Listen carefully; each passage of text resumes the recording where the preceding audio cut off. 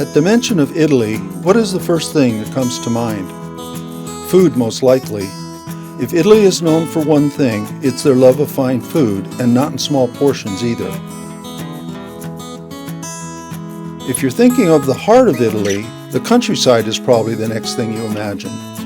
Green, rolling hills, peppered with vineyards and groves of olive trees.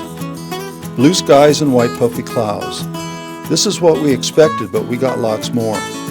We arrived in the city of Bologna, a UNESCO-protected town. It rained the first 2 days, but our strolls around the town were made easier by the 25 miles of porticos, which helped keep us dry. This portico dates to the 13th century. The Basilica of Santo Stefano is locally known as the Seven Churches, and they were built over many centuries, beginning in the 4th century. That accounts for the variety of architecture within the complex. One very unusual piece of art is a fresco of a pregnant Madonna. The center tombstone here obviously belonged to a tailor.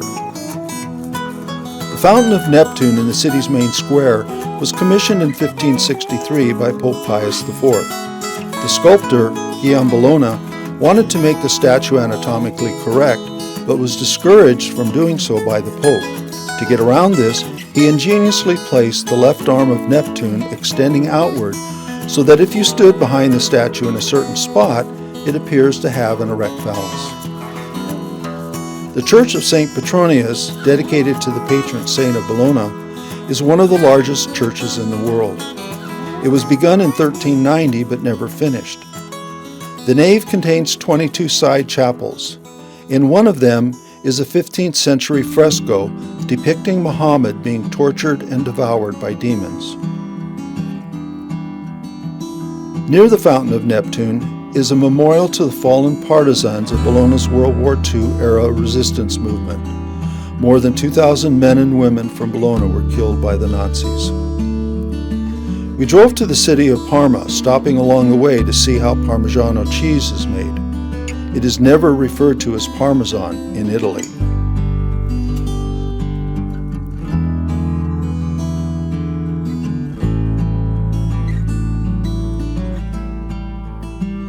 Of course, we just had to sample some of the cheese to check its excellence.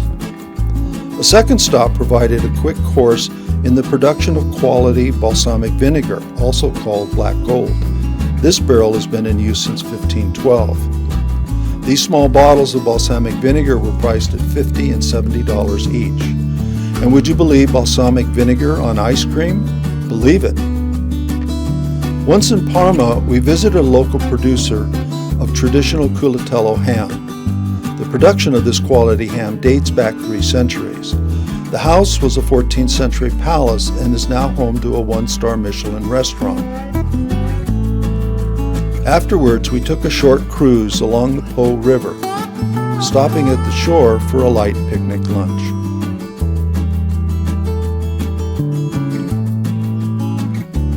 Another excursion we made while in Parma was to visit a testaroli maker. Testaroli is a regional pasta, looking like a large pancake. After frying, it is set aside to cool and then can be cut up and flavored with seasonings, most commonly pesto. Laura, our guide for the first part of the trip, could not resist the urge to let her inner child out for just a few moments. We journeyed on to Lucca, where our modest hotel was formerly a brothel. The rooms in the hotel were given names of former ladies of the evening. With part of a day to kill, a few of us took the train to nearby Pisa to visit the Leaning Tower. The tower was constructed in the 12th century and has 296 steps leading to the top.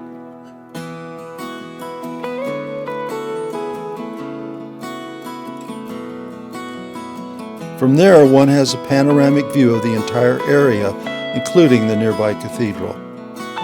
The next day, we drove up winding roads to visit the famous Carrara marble quarries. We donned hard hats and vests, as the area is a working zone. Modern machinery has made easy work of what was once a very difficult extraction process.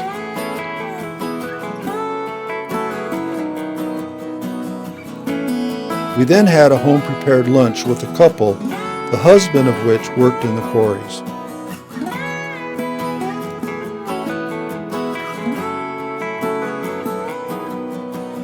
We were near Florence, so we just had to spend a few hours in the city considered to be the birthplace of the Renaissance. One of the most iconic public squares is the Piazza della Signoria, which has replicas of many famous statues.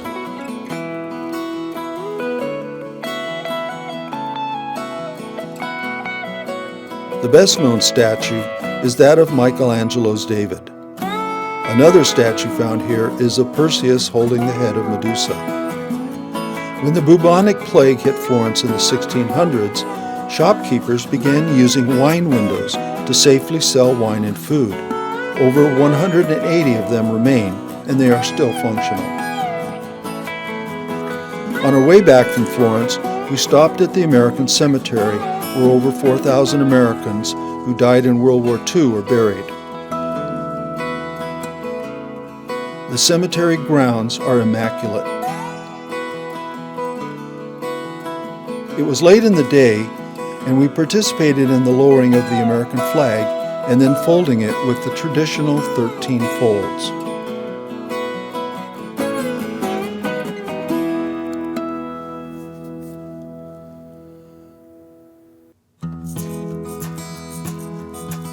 A visit to a goat farm was next on the agenda. We were able to mingle with the goats while hearing from the owner how they have been working to follow sustainable farming practices.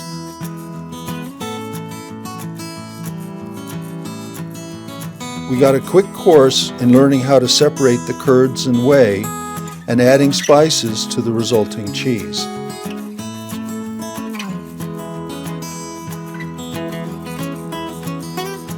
Later, we sampled the various cheeses that are made here, a tasty conclusion to our visit. San Gimignano is one of the better-known hilltop towns in Tuscany, famous for its medieval architecture and its numerous tower houses. A climb of 218 steps up one of the towers provided a stunning panorama of the surrounding area.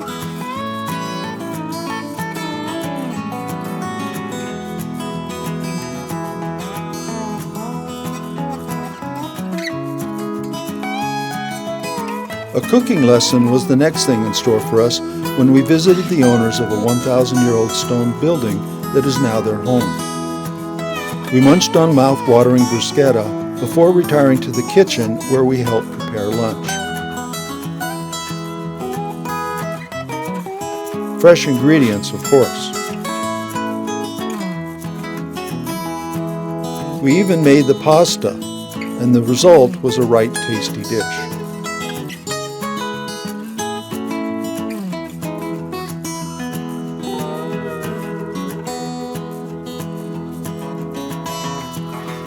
To help aid our digestion, we took a short 2-mile stroll along the Via Francigena, a 1,200-mile ancient path from Canterbury, England to Rome, Italy, in use since the Middle Ages. It was a beautiful day to stroll in the country. We spent the next day in Siena's Old Town, a UNESCO World Heritage Site. The area was originally settled by the Etruscans around 900 BC.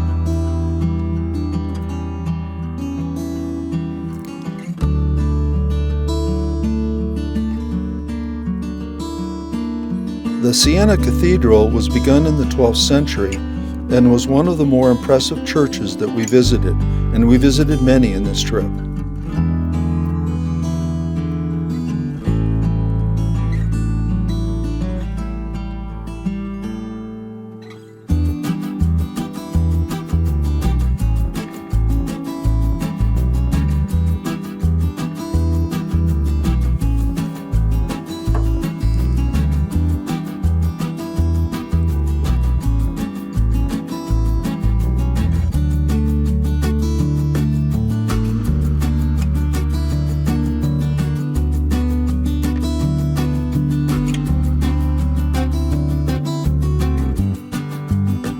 Around the town could be found many of the places where horses used to be tied. Next, it was time to learn a little more about the Etruscans who settled in this area before the Romans. First, we visited an archaeological museum containing artifacts of the period. Our guide Lodo demonstrated the proper posture for the privileged class. Next, we went downstairs to the rooms where items were being restored to learn how that is accomplished.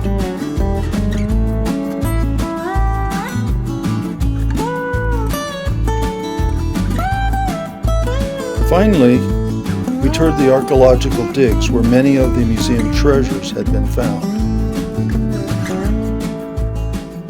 The Etruscans carved this passageway by hand. The next day we spent in the hilltop town of Pitigliano, said to be one of the most beautiful villages in Italy, from the centuries-old aqueduct high above the streets, to the narrow alleyways, to the remnants from earlier times.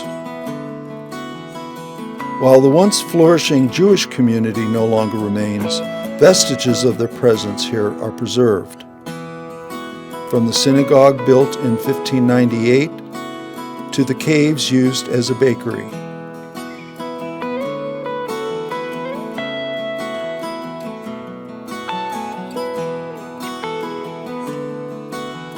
One of our more interesting visits was to the Studio Moretti Caselli, housed in a 15th century building. Here, works of art are created by painting on glass. The resulting images are very detailed and lifelike. One of the best-known works created here was a copy of Leonardo da Vinci's Last Supper, which is currently on display at Forest Lawn in Glendale, California. Truffle hunting was our next adventure, and dogs make the best truffle hunters, as they don't damage the truffles when digging them up.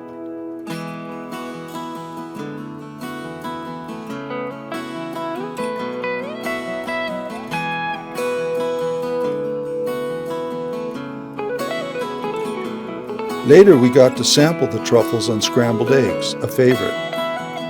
A 2,000-year-old olive tree provided the perfect backdrop for a group picture. And no trip would be complete without some music.